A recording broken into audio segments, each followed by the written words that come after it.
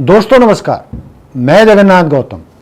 देश रोजाना यूट्यूब मंच पर आप सबका स्वागत है। दोस्तों, आज मुद्दे की बात में हम चर्चा करेंगे कि हरियाणा में भाजपा की क्या स्थिति रहने वाली है, भाजपा क्या खोने वाली है और कांग्रेस क्या पाने वाली है। दोस्तों, ये बड़ा मुद्दा है।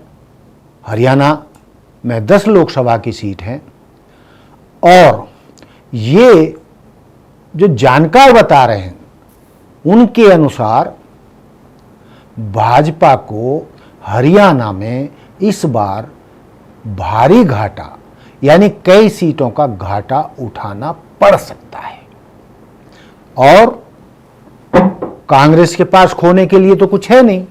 पिछली बार कांग्रेस ही हरियाणा में 10 की 10 लोकसभा सीट हारी थी, तो कांग्रेस के पास तो खोने को कुछ है नहीं, पाना ही पाना है। और भाजपा के पास खोने के अलावा कोई चारा नहीं है, क्योंकि इस बार जो राजनीतिक माहौल पूरे देश में और हरियाणा में है वो भाजपा के बहुत अनुकूल नहीं है।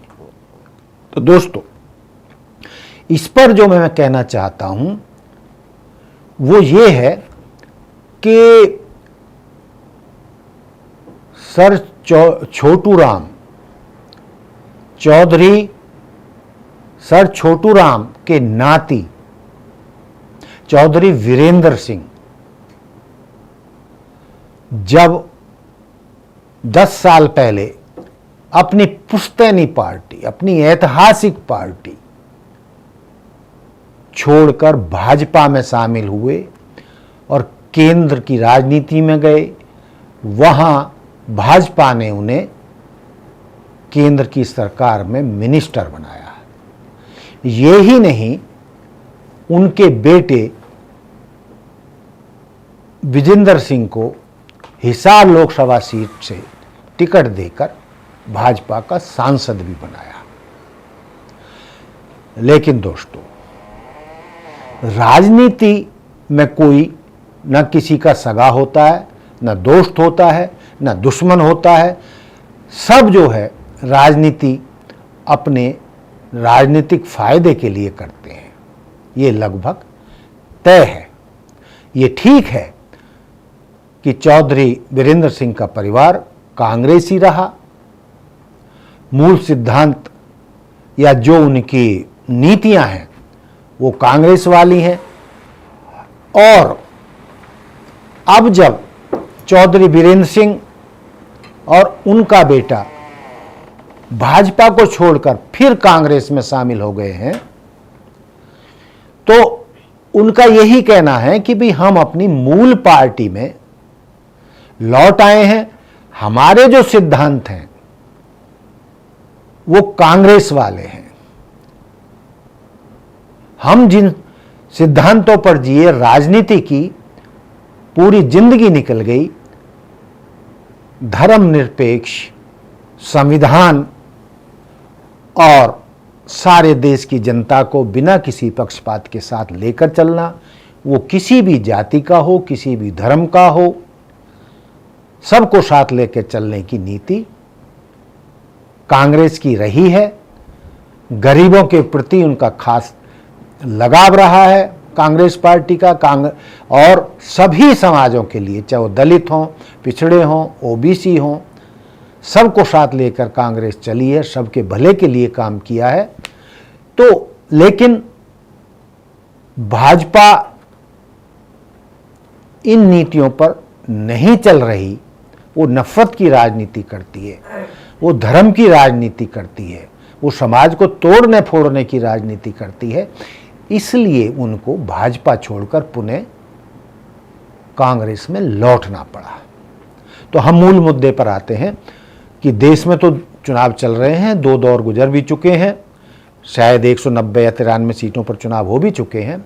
लेकिन हरियाणा में अभी नामांकन शुरू होने वाले हैं और 25 मई को हरियाणा में लोकसभा चुनाव के वोट पड़ने हैं। तो इस पर जो चौधरी वीरेंद्र सिंह दावा कर रहे हैं पत्रकारों से बातचीत में, मीडिया रिपोर्ट में, तो उनका दावा है कि इस बार हरियाणा की 10 सीटों में बड़ा उलटफेर होने वाला है। अब वो क्या उलटफेर होने वाला है? उनका दावा है कि भाजपा को हरियाणा में भारी घाटा उठाना पड़ सकता है। और वो दावा कर रहे हैं कि 50-50 तो कम से कम है, और मरे से मरा भी मतलब रिजल्ट रहे तो हरियाणा में कांग्रेस 4-5 सीटें तो कम से कम जीतेगी, ऊपर कितनी भी चली जाए। तो दोस्तों, ये जो बात कर रहे हैं चौधरी वीरेंद्र सिंह, उसमें दम लगता है। वो हरियाणा की राजनीति से, हरियाणा के प्रत्येक जिले या गांव से और वहाँ की राजनीति से अच्छी तरह वाकिफ़ हैं, और वो जानते हैं कि हरियाणा के लोग, हरियाणा के किसान, हरियाणा का जाट समुदाय और हरियाणा की 36 बिरादरी में इस बार ज़्यादा से ज़्यादा जातियां, समुदाय भाजपा को छोड़कर कांग्रेस की तरफ लौट रही है। तो दोस्तों, ये था चौधरी वीरेंद्र सिंह का दावा कि भाजपा को भारी घाटा उठाना पड़ेगा और कांग्रेस इस बार बहुत फायदे में रहने वाली है हरियाणा में। देखते हैं चौधरी वीरेंद्र सिंह के दावे में कितनी सच्चाई है, और 4 जून को उनकी भविष्यवाणी हम देखेंगे, आप भी देखेंगे कि हरियाणा में कांग्रेस को कितनी सीटें मिली और भाजपा को कितनी सीटों का घाटा रहा।